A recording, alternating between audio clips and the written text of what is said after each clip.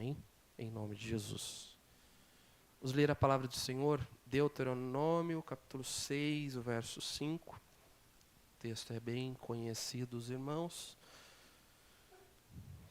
Assim está escrito: ame o Senhor, o seu Deus, de todo o seu coração, de toda a sua alma e de todas as suas forças. Agora, Marcos 12, 30. Está escrito: ame o Senhor, o seu Deus, de todo o seu coração, de toda a sua alma, de todo o seu entendimento e de todas as suas forças. Amém? Vamos orar. Senhor Jesus, meu Rei eterno, poderoso, santo e bendito,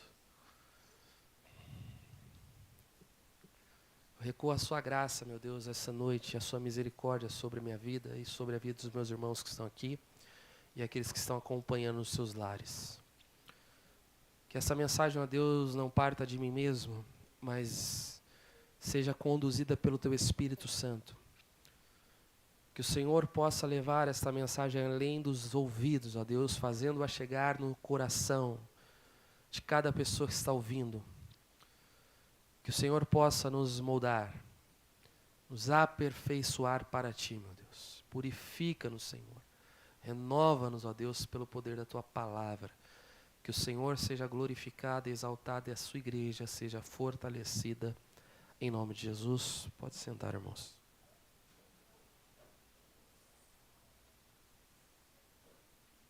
Graças ao nosso Deus por tudo, por quem Ele é e por tudo que Ele nos tem feito.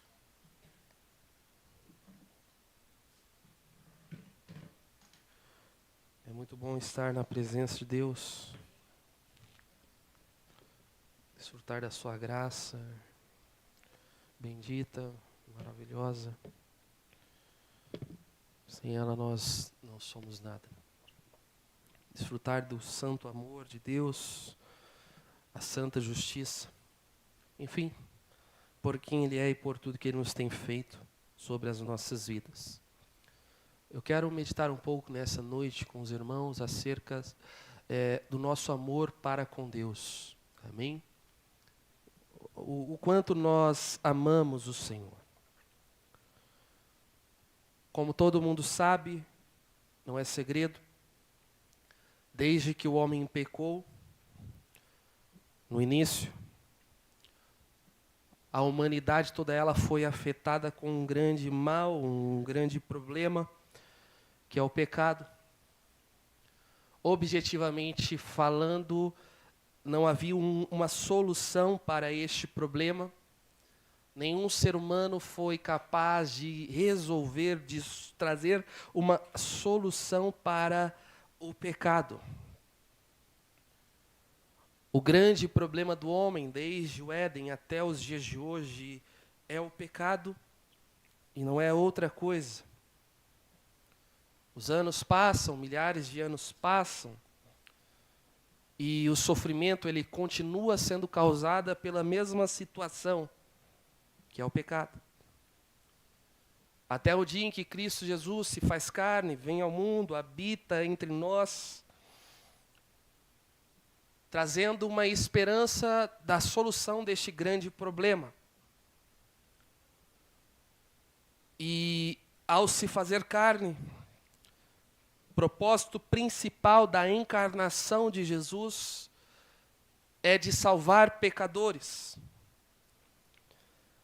E para salvar pecadores, Cristo tinha de pagar um alto preço pela vida destes pecadores, sendo punido pelos pecados destes pecadores, sendo que Ele nada fez, sendo que Ele foi perfeito e nunca achou pecado em Jesus.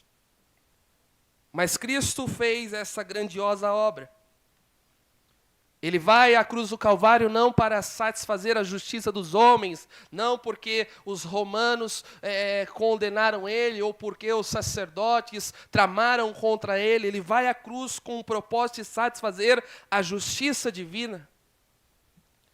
Então Cristo é esmagado, ele é moído, ele é apartado, ele desce à sepultura, ele recebe toda a ira justa do Santo Deus sobre si. E com este ato compra pecadores do mundo inteiro.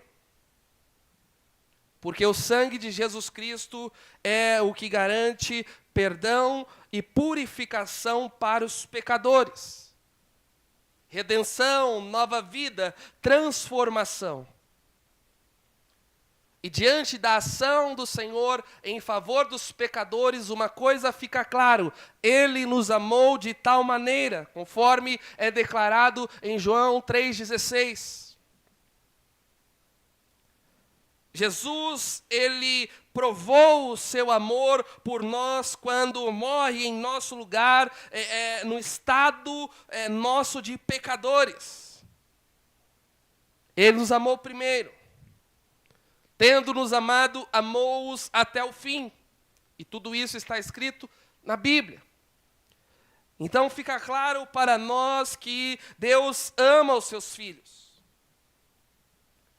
E uma vez que nós somos alcançados por sua graça, regenerados pela ação do Espírito Santo, transformados e passamos a viver em novidade de vida, nós então passamos a amar a este Deus. E conforme acabamos de ler o grande mandamento, o principal mandamento é que nós devemos amá-lo acima de qualquer coisa. Acima de qualquer situação e acima de qualquer pessoa. Então a pergunta dessa noite, para a minha reflexão e a sua reflexão é esta: será que eu amo a Jesus? E eu sei que a resposta parece óbvia para nós. E eu sei que todos nós automaticamente temos um sim em nossa cabeça. Porque ninguém vai levantar aqui e vai dizer, eu não amo a Deus. Todos nós vamos dizer que nós amamos a Deus. Mas a grande pergunta é, será que eu amo verdadeiramente? De fato, irmãos, durante a caminhada terrena, há muitos momentos difíceis em nossas vidas. A caminhada cristã, ela é marcada por altos e baixos, por vales e pastos verdejantes. Em muitos momentos somos levados por muitas questões e somos dominados por elas. E dominados de tal maneira que em muitos momentos o amor que nós temos para com o Senhor parece diminuir ou esfriar. É por isso que, como salvo, eu descanso no amor de Deus para com a minha vida, porque se eu descansasse no meu amor para com Deus, eu estaria eternamente perdido, porque eu sou extremamente inconstante, extremamente fraco, falho, miserável, pecador. Nós descansamos então neste Deus que é imutável, porque eu e você somos totalmente imutáveis. Nós somos inconstantes. Um dia nós amamos e estamos dispostos a dar a nossa vida por Jesus e pelo Evangelho. No outro dia nós não queremos saber dessas coisas.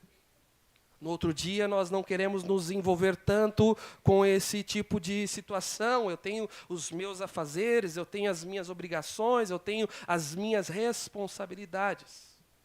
Então, um dia eu amo Jesus e eu estou disposto a dar a minha vida por Ele. No outro dia, eu tenho muito mais, coisa mais importante para me preocupar.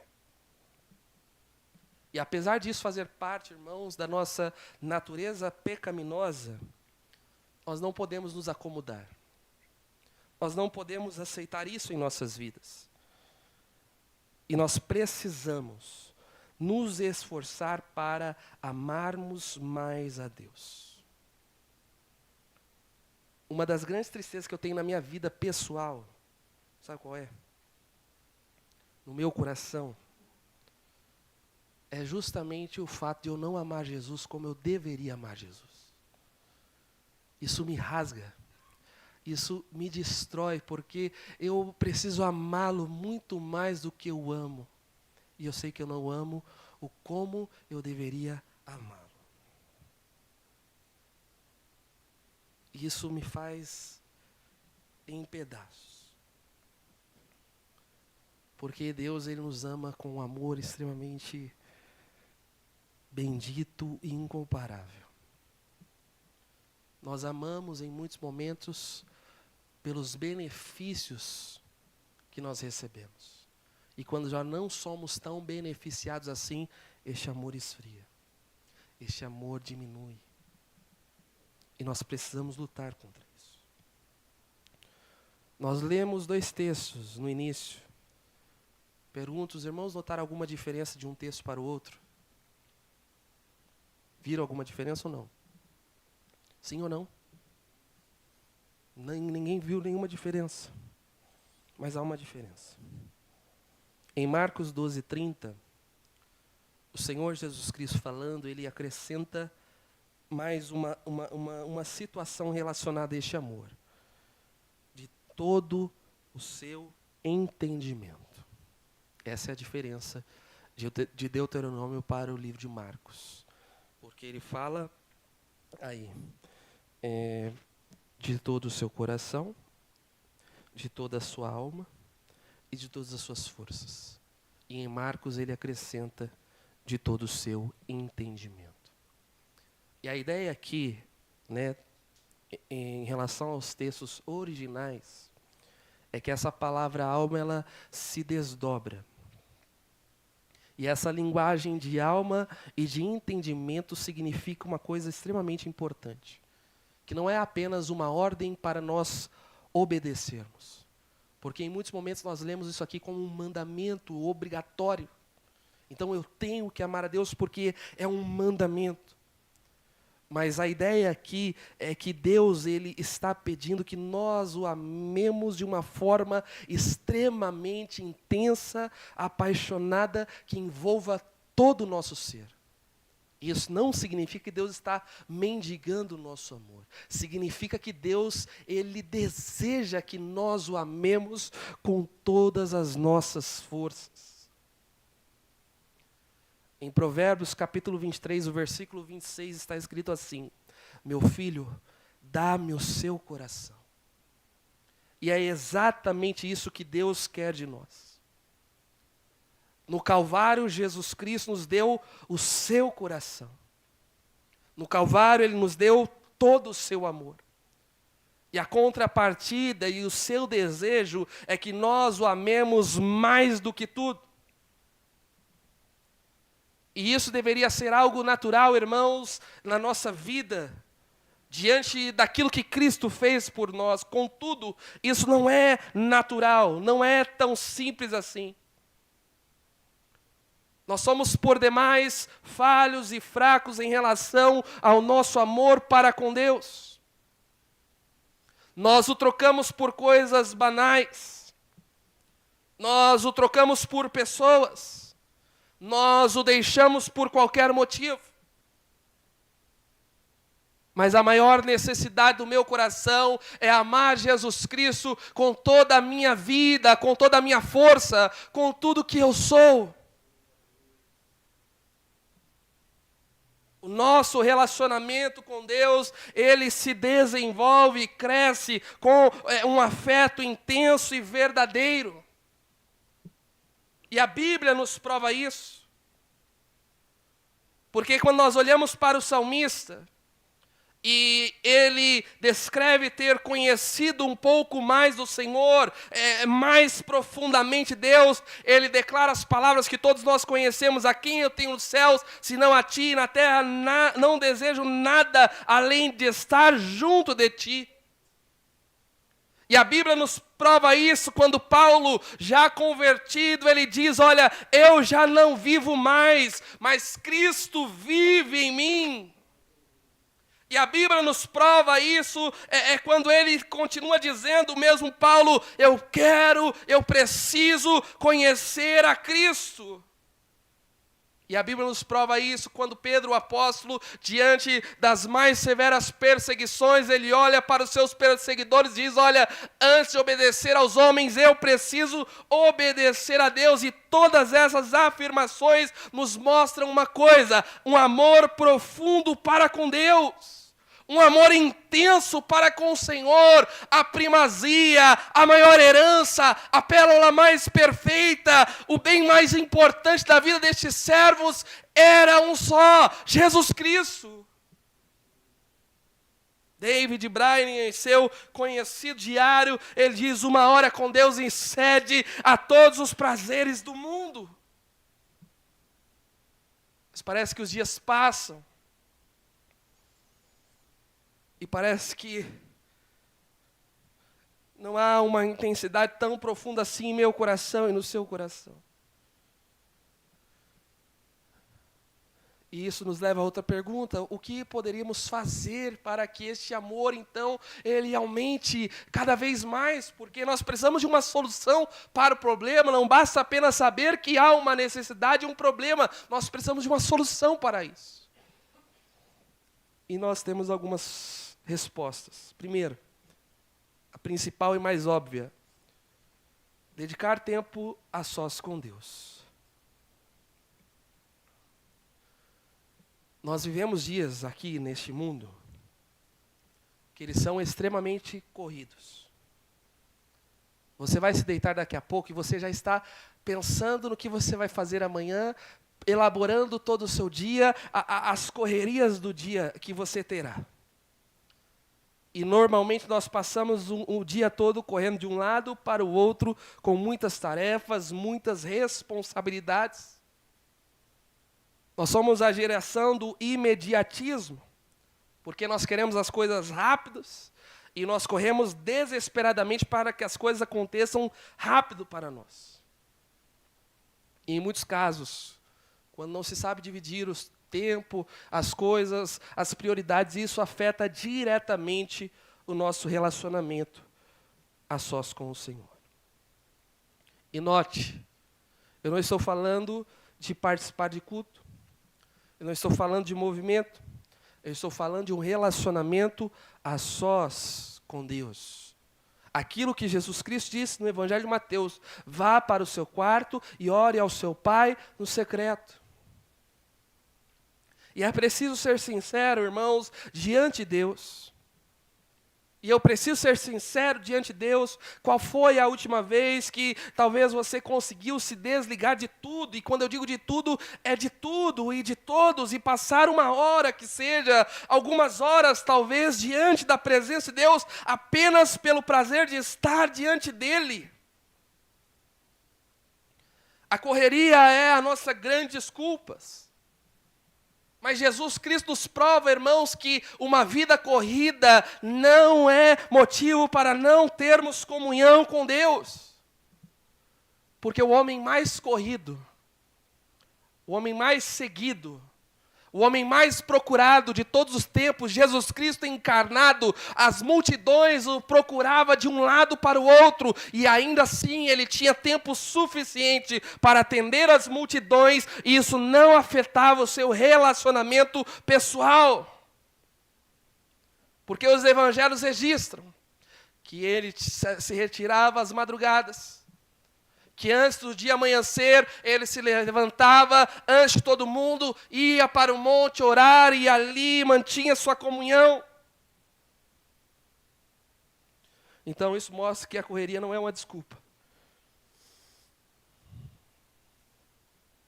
Muitas vezes o nosso amor para com Deus não cresce, irmão, justamente porque nós não temos tempo para Deus.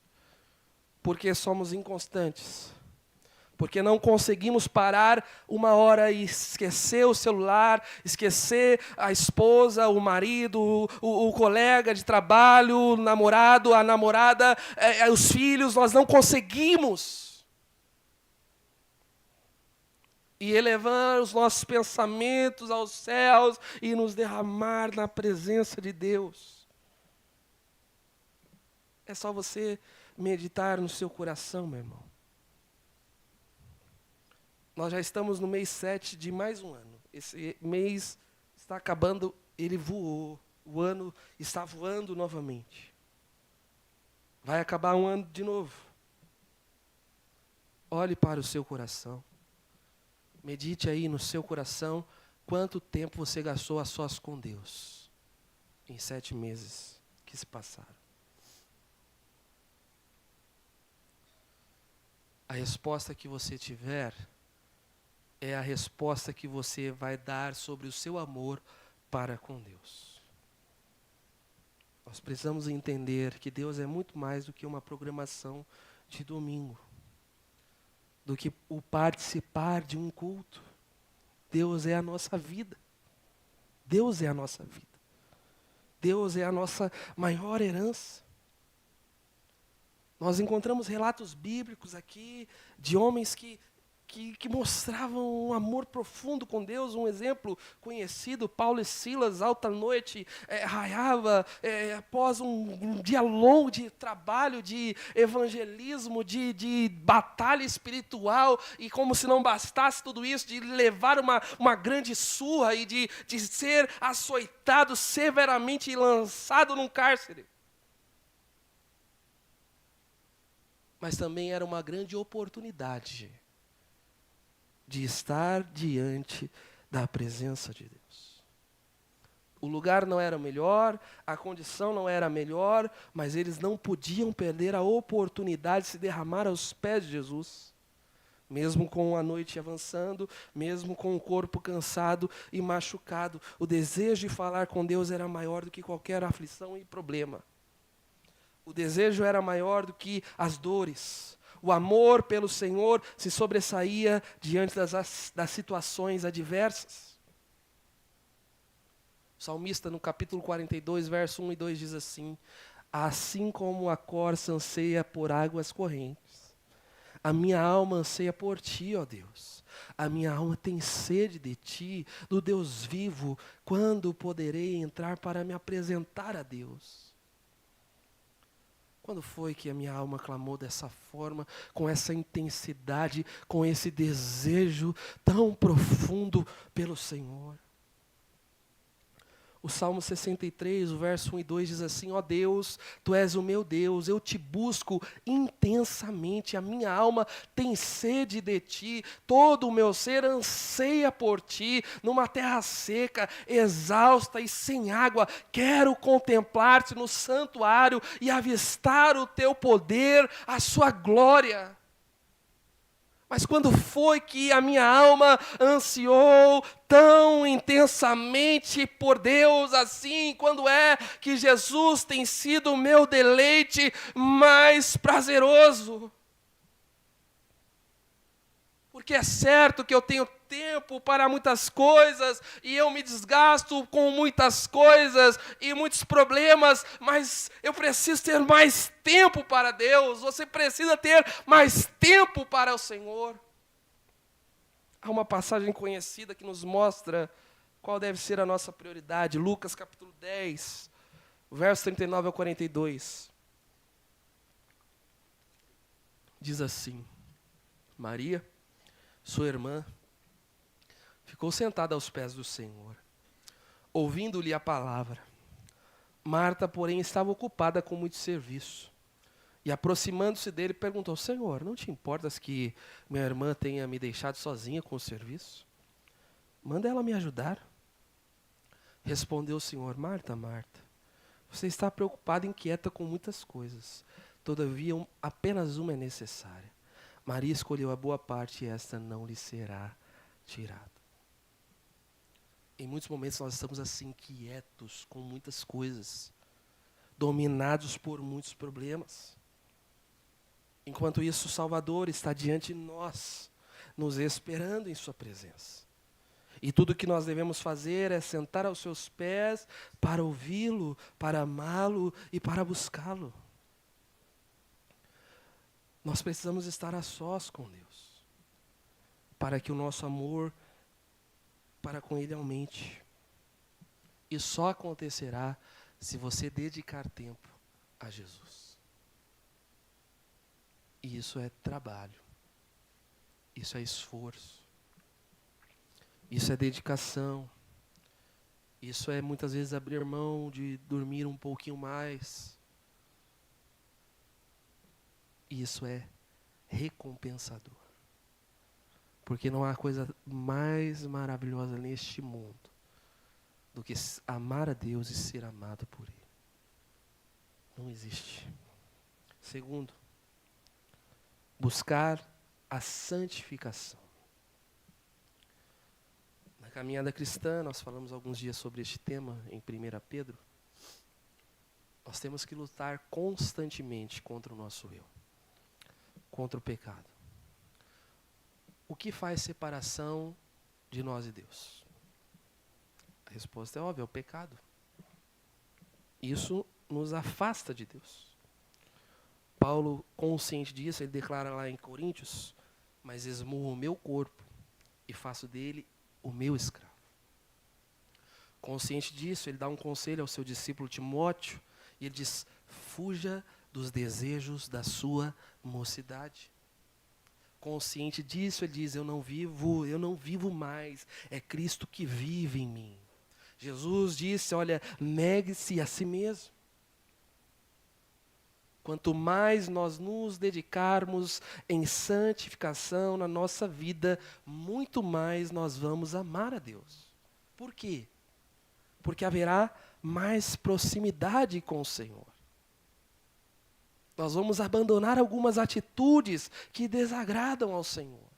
Nós vamos ter um conhecimento mais profundo de Deus, e isso, consequentemente, redundará num amor mais profundo para com Ele. Veja o que está escrito em 2 Coríntios, capítulo 7, o verso 1. Está escrito: amados, visto que temos essas promessas, purifiquemo-nos de tudo que contamina o corpo e o espírito, aperfeiçoando a santidade no temor de Deus. Então veja o que Paulo está escrevendo em base do que ele está argumentando. E ele está se baseando nas promessas que nós temos de Deus. Isso significa que Deus nos ama profundamente. E as promessas que Deus fez para nós é um incentivo para nós buscarmos a purificação da nossa carne e do nosso espírito, ou seja, os pecados internos, aqueles que são ocultos em nossos corações, e os pecados externos. E como isso acontece? Através da santificação. É por isso que a Bíblia vai nos exortar, e vai nos exortar, e vai nos exortar a nos esforçarmos para sermos santos. E quanto mais nos dedicamos nisso, mais o nosso amor por Deus aumenta.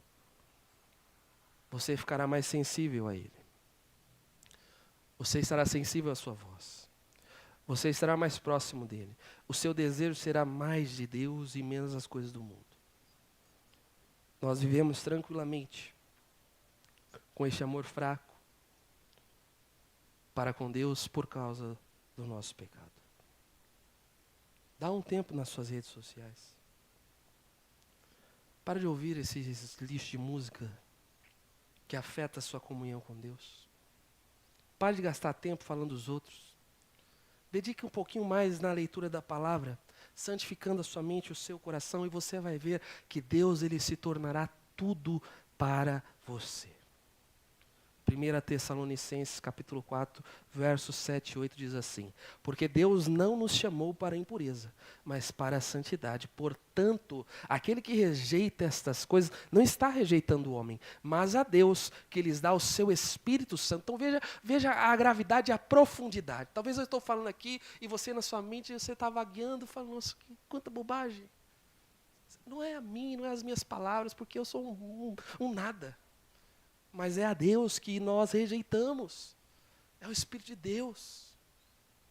Porque Deus não nos chamou para isso. Ele nos chamou para santidade, para crescermos em sua presença, para o amarmos mais profundamente. Um terceiro conselho: estar junto daqueles que amam a Jesus. Estar com crentes certamente vai contribuir para que o nosso amor para com Deus aumente. Eu acredito que você não vai ouvir de nenhum crente te incentivando a pecar. Vai lá, peca lá. Ele não vai te dizer isso. Ele não vai te dizer que você não deve se santificar. Ele não vai te dizer que você não deve amar a Cristo. Do contrário. Entre crentes, nós somos incentivados a nos dedicar mais a Jesus. Talvez alguém possa pensar ou dizer, mas na igreja há muito hipócritas. Parabéns, você descobriu o mundo todo, porque o mundo inteiro é formado por hipócritas. O mundo todo. Não é apenas na igreja, é no mundo inteiro. Mas na igreja há uma luta, pelo menos. Há um esforço mútuo, contínuo, para sermos melhores a cada dia. Então, nós estarmos com aqueles que servem a Jesus contribuirá para que o nosso amor aumente para com Deus. 1 Coríntios capítulo 15, verso 33 diz assim: não se deixe enganar, as boas companhias corrompem os bons costumes. Você pode ser um santo, meu irmão. Você pode conhecer toda a Bíblia, mas se você sentar para ouvir o ímpio, você vai ceder. Você vai cair na cilada. Porque as más companhias corrompem os bons costumes. É a Bíblia que diz isso. Por isso nós devemos nos esforçar para estarmos entre aqueles que amam a Jesus. Eu posso te garantir que nenhum ímpio vai dizer, olha, você precisa ser mais santo. Ele não vai te dizer isso. Ele vai te incentivar ao contrário. Ele vai dizer, olha, não seja tão radical assim. Não vá por esse caminho. Não seja tão religioso. Não seja louco desse jeito. Vá falar para o ímpio que você está com problema dentro da sua casa, com problema no seu casamento, com problema com seus filhos. O conselho imediato é um conselho de ímpio, de destruição. Por isso nós precisamos estar juntos dos santos. Veja comigo Hebreus capítulo 10, versos 24 e 25. Está escrito assim, Hebreus 10, 24 e 25. E consideremo-nos uns aos outros. Para quê? Para incentivar-nos ao amor e às boas obras. Não deixemos de nos reunir como igreja, segundo o costume de alguns, mas encorajemo-nos uns aos outros, ainda mais quando vocês veem que se aproxima o dia. Então veja a importância da igreja, de sermos igreja, de estarmos com a igreja. Sabe qual é uma das grandes alegrias do apóstolo João, relatada no livro de Apocalipse, após o Senhor lhe dar a grande revelação da Nova Jerusalém? Capítulo 21, ele diz assim, olha, e o mar já não existia. E no contexto do apóstolo João, mar significava uma coisa para ele: separação, distanciamento, solidão. Ele foi jogado em uma ilha, banido do convívio social, banido do convívio com os irmãos. Ele foi abandonado para morrer em uma ilha, separado de todos. Mas ele observa a Nova Jerusalém e ele diz, e ali o mar não existia mais. Ali eu estarei com os santos para sempre. E ali desfrutaremos de plena comunhão. Um dos lamentos do salmista, no capítulo 42, que nós já citamos, só que no verso 3, veja qual é o lamento dele. 42, 3 de Salmos. Quando me lembro destas coisas, eu choro angustiado. Por que ele chora angustiado? Porque ele diz, pois eu costumava ir com a multidão, conduzindo a procissão à casa de Deus, com cantos de alegria e de ação de graças entre a multidão que festejava. E ele está banido disso. E ele se lamenta porque ele está longe. E ele se lamenta e chora quando ele lembra dos momentos em que ele estava com o povo de Deus, se alegrando diante de Deus, contemplando a majestade de Deus. Então, irmãos, estar com aqueles que amam a Jesus ajuda a crescer o nosso amor para com Deus. Um crente não vai te dizer, ou não vai deixar de te incentivar a amar Jesus. Enfim, essas são as respostas para o nosso problema. Você quer amar mais a Cristo? Você quer desejar mais a Cristo? Dedique tempo a Ele. Faça um jejum de coisas que têm roubado o seu tempo. Dedique tempo a Ele. Tempo a sós com Deus não é perdido, porque tempo a sós com Deus é tempo de eternidade.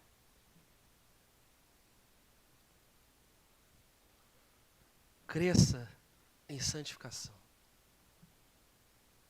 Lute contra o seu eu. Lute contra o mundo e contra o diabo. Lute para ser mais santo. E esteja com aqueles que amam a Jesus. O desejo de Deus para com seus filhos é que eles o amem mais do que tudo, mais do que todos, de todas as suas forças, de todo o seu coração, de todo o seu entendimento, de toda a sua alma. Ame a Cristo mais do que qualquer coisa. Eu gostaria de encerrar com Salmos 18. É uma oração que Davi faz. Verso 1 e 2. Ele diz assim: Eu te amo, ó Senhor, minha força. O Senhor é a minha rocha, a minha fortaleza, o meu libertador. O meu Deus é o meu rochedo, em quem me refugio. Ele é o meu escudo e o poder que me salva. A minha torre alta. Esta é a oração de Davi, após um dos momentos mais difíceis da sua vida. Qual tem sido a minha oração e a sua oração? Será que diante dos momentos difíceis nós nos afastamos de Deus, culpamos a Deus, blasfemamos e murmuramos? Ou será que nós declaramos que Deus é tudo que temos? Está difícil, Jesus, mas o Senhor é a minha rocha. Eu não tenho mais força, Jesus, mas o Senhor é o meu socorro bem presente. As coisas não aconteceram como eu esperava, Jesus, mas eu tenho o Senhor. Isso é a maior vitória da minha vida. Os meus sonhos não se realizaram, Jesus, mas o Senhor é o grande rei do meu coração. Ó Deus, dá-nos essa graça. Dá-nos essa graça, Jesus. Dá-nos essa graça. Vamos nos pôr em pé.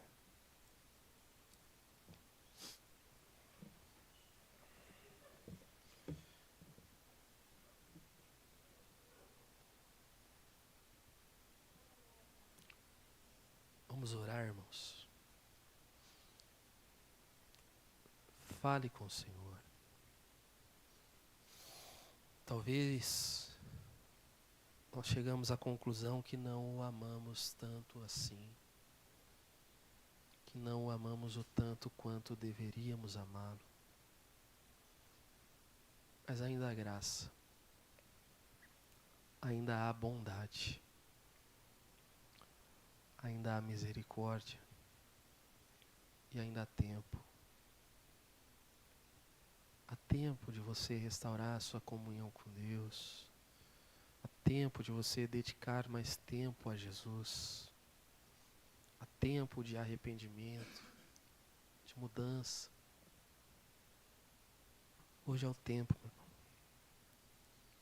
Hoje é o tempo. Ó Deus soberano.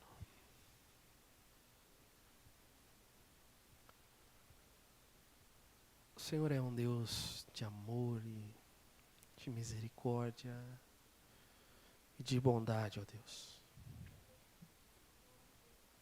Quando eu reflito no seu amor, ó Deus, para com os seus, eu me envergonho, Jesus. Eu me desespero, Senhor. Eu me entristeço, ó Deus, porque eu amo tão pouco ao Senhor. E eu preciso te amar mais, Jesus. Que eu possa entender e os meus irmãos possam entender, ó Deus, o que realmente importa. Que o Senhor possa nos levar para mais perto de Ti. Nos ajudar, ó Deus, em nossa fraqueza. Para que cresça em nossos corações o amor para com o Senhor. Todo o meu desejo, ó Deus, é te amar mais e mais. E o desejo que eu tenho para a sua igreja é que eles te amem mais e mais. Possamos aplicar, ó Deus, em nosso viver diário esses ensinamentos que a tua palavra nos dá. Possamos, ó Deus, abrir mão de algumas coisas, de algumas situações, ó Deus. E talvez até de pessoas que muitas vezes nos levam para longe de Ti. Para que possamos crescer em Sua presença. Para que possamos desfrutar de toda a Sua graça. Para que possamos, ó Deus, estar com mais tempo e mais constante aos Seus pés. Aviva, Senhor, os nossos corações. Reacenda, Senhor, a chama dos nossos corações. E nos leve a Ti, ó Deus, para o Seu louvor e a Sua glória. Guarde a Sua igreja, o Seu povo, os Seus filhos, levando-os em paz e em segurança, estando conosco a cada dia, desde agora e para sempre. Em nome de Jesus, que Deus abençoe, irmãos.